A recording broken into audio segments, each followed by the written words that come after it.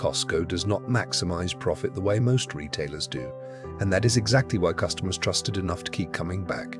Walk into any Costco around the world, and you are immediately confronted by what appears to be an anti-retail environment. There is no music playing softly in the background to encourage lingering. There are no carefully designed window displays. The lighting is harsh and industrial. The floors are sealed concrete. The products are not meticulously arranged on delicate shelving. They're stacked on massive wooden pallets exactly as they arrived from the back of a freight truck. There are no shopping bags at the checkout, and there is certainly no express lane. By every traditional metric taught in retail management, this space is uninviting. It is brutalist. It is inconvenient. And yet the Spartan environment generates over $200 billion in annual revenue. More importantly, it commands a cult-like devotion from over 120 million card-carrying members who willingly pay an annual fee simply for the privilege of walking through the front doors. The surface story of Costco is easy to summarize. It is a place where you buy things in bulk to save money. Most people assume Costco is simply a giant grocery store that uses its massive size to negotiate lower prices from suppliers, passing some of those savings on to the consumer. In this view, the secret to Costco's success is just economies of scale.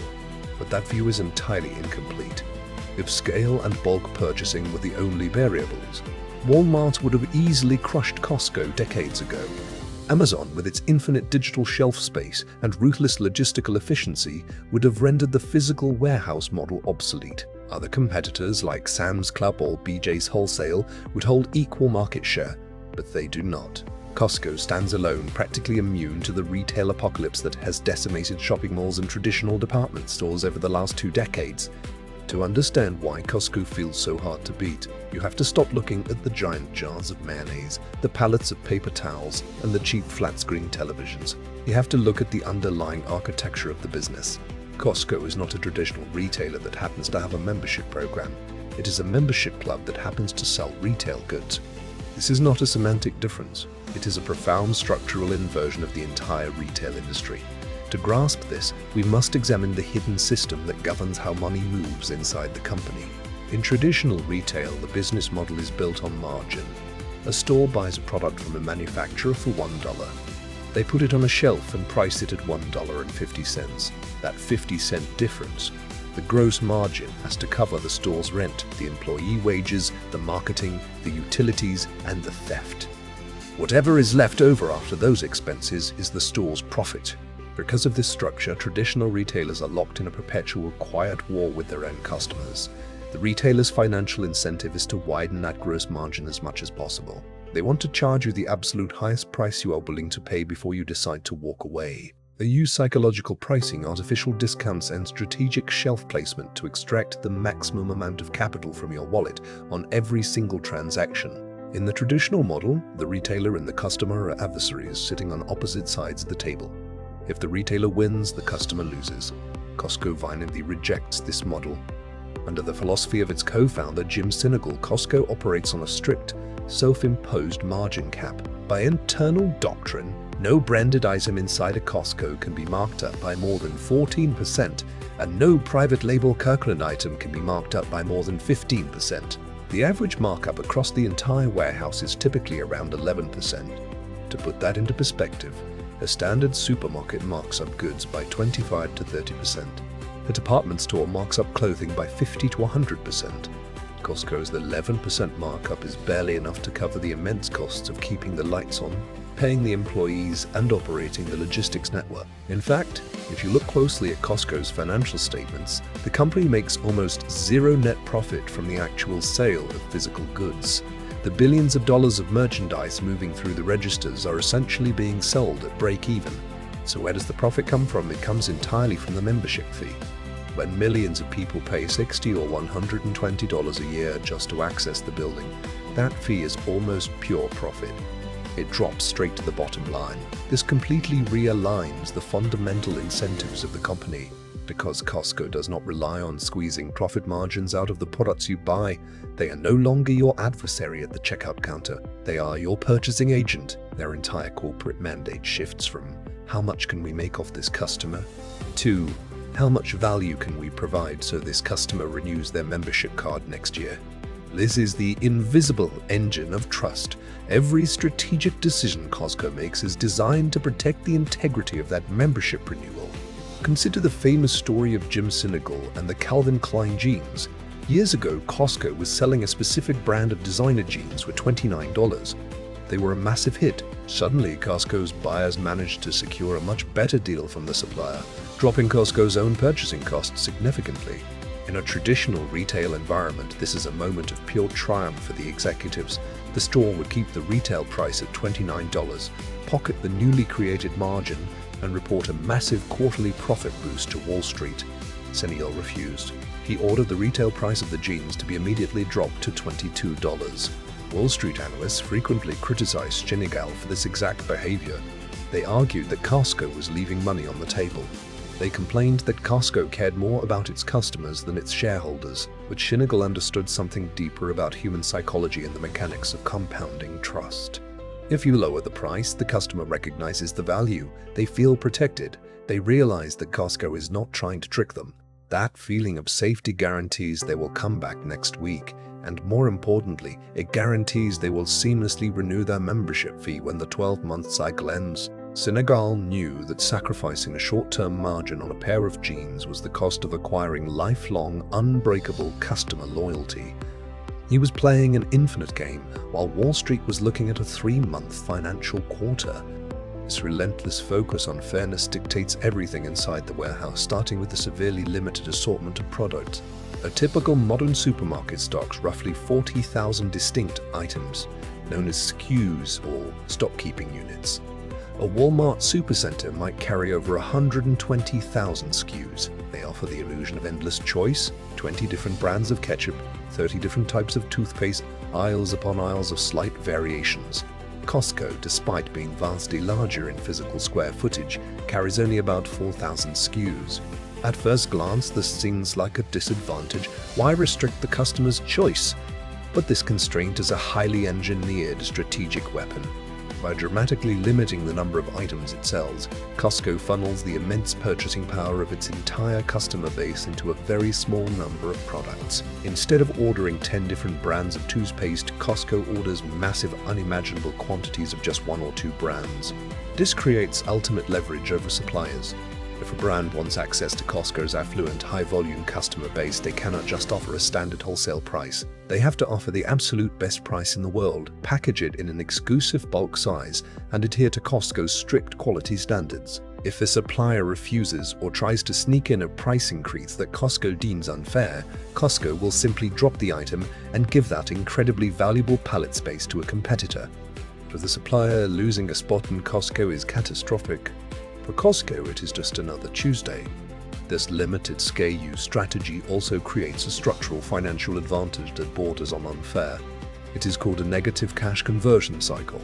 Because Costco has so few items and because its members buy in such massive volumes, the inventory in a Costco warehouse moves incredibly fast. A pallet of paper towels might arrive on a Monday and be entirely sold out by Thursday. But Costco, due to its immense negotiating power, generally does not have to pay the supplier for that pallet of paper towels for 30 to 45 days. This means the customer buys the product, takes it home, and gives Costco cash weeks before Costco ever has to write a check to the manufacturer. The business is essentially funded entirely by its supplier's capital.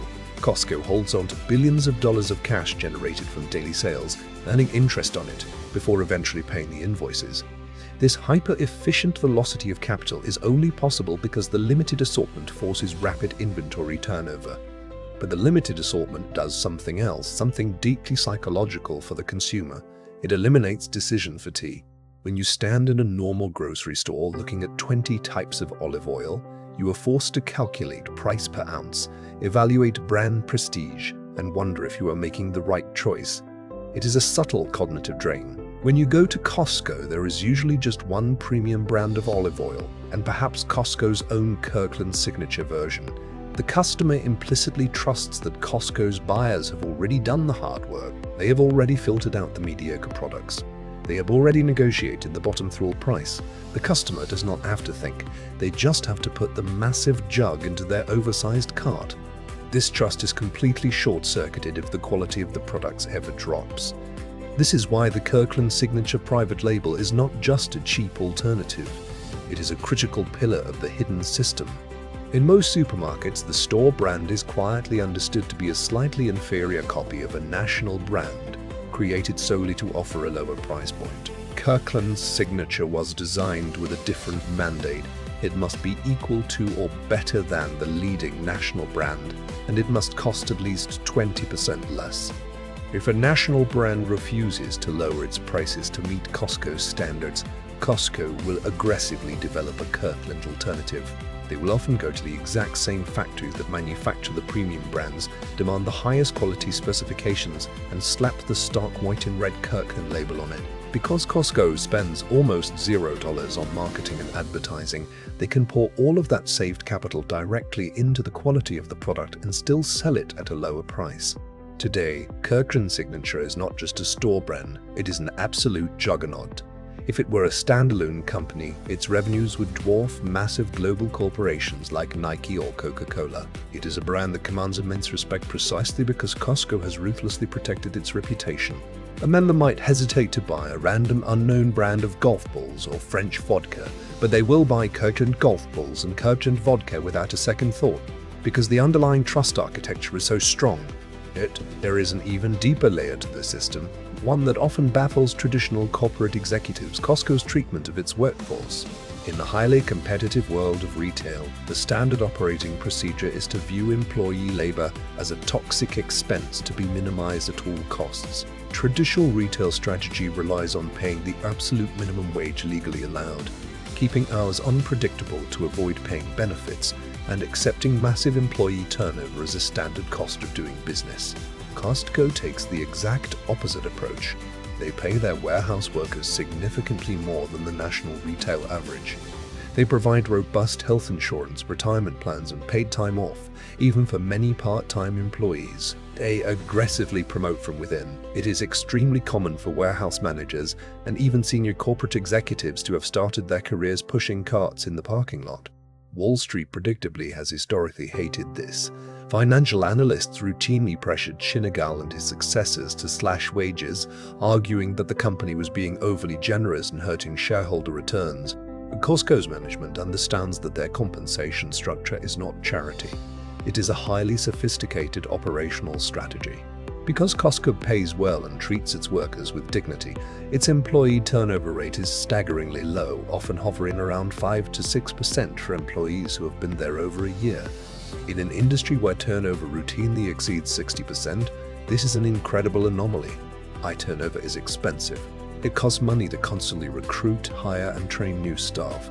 It leads to operational inefficiency, mistakes on the floor, and a generally chaotic environment. By retaining an experienced, motivated workforce, Costco runs its massive warehouses with chilling efficiency. Forklift driver who has been with the company for 10 years operates significantly faster and safer than a new hire who is planning to quit in 3 months. More importantly, a well-treated employee acts as the final guardian of the customer experience. When you check out at Costco, the lines move incredibly fast because the cashiers are highly skilled veterans, not stressed teenagers on their first day. When you interact with staff, they are generally helpful and calm because they are not living in a state of financial panic. The stability of the workforce reinforces the stability and safety of the shopping experience. This brings us to the psychological masterpiece of the Costco environment, the treasure hunt. While the core of Costco is bulk necessities toilet paper, chicken breasts, gasoline, the layout is deliberately designed to disrupt pure utilitarian shopping. As you navigate the concrete aisles, you are forced to walk past trigger items. These are unexpected, highly desirable, often premium products that appear without warning. You go in for a rotisserie chicken and a massive pack of paper towels, and suddenly you are staring at an $80 block of imported Italian cheese, a high-end kayak, a luxury watch, or a discounted designer winter coat. These items are not permanent fixtures. They are brought in temporarily, and once they sell out, they are gone. This creates a powerful sense of urgency and serendipity. It transforms a chore into an expedition. The customer learns that if they see something unique and desirable, they must buy it immediately because it will not be there next week. This dynamic is exactly why people walk into Costco needing $30 worth of groceries and walk out with a $300 receipt. The stark warehouse environment makes the luxury items feel like secret, unauthorized deals. The lack of fancy displays lowers the customer's defensive guard. Because Costco has already established deep trust through its low margins on necessities, the customer extends that trust to the impulse purchases. They assume the kayak is a great deal simply because it is sitting in a Costco. When you synthesize all these elements, the membership fee that shifts the profit model, the relentless margin cap, the limited assortment that creates supplier leverage, the premium private label, the high wages that ensure operational excellence, and the treasure hunt psychology, you realize why Costco is so profoundly resilient. It is not just a store that sells cheap bulk goods. It is a highly fortified economic ecosystem designed to align the incentives of the company perfectly with the incentives of the consumer. Most companies fail eventually because they get greedy. They build a great product, gain a loyal audience, and then slowly begin to extract more value than they provide. They raise prices slightly. They swap out high-quality materials for cheaper ones. They cut customer service staff. They prioritize the next quarterly earnings report over the long-term relationship with the user. This phenomenon is so common it has become the default life cycle of modern business. Costco's true brilliance is its structural defense against its own greed. By capping its margins by internal law and relying entirely on membership renewals for profit, it prevents itself from slowly squeezing the customer. The company cannot win unless the customer actively chooses to renew their subscription every single year. And the customer will only renew if the feeling of trust, value, and safety remains completely unbroken. This is the real strategic lesson of Costco. It teaches us that true, unshakable market dominance is rarely achieved through clever sales tricks, psychological manipulation, or extracting the maximum possible margin from every single transaction. Those tactics might work for a few quarters, but they eventually erode the foundation of the business. Enduring power is built by constructing a system that ruthlessly protects the relationship with the user. When a business model is designed from the ground up to guarantee that the customer always wins the transaction, the result is a level of loyalty that competitors simply cannot buy and cannot replicate. Costco does not feel hard to beat because it is big. It feels hard to beat because it is fair. And in the modern landscape of hyper-optimized, margin-obsessed commerce, radical fairness is the ultimate strategic advantage. Which company should we decode next? The one that sold cheaper, or the one that made customers feel safer buying more?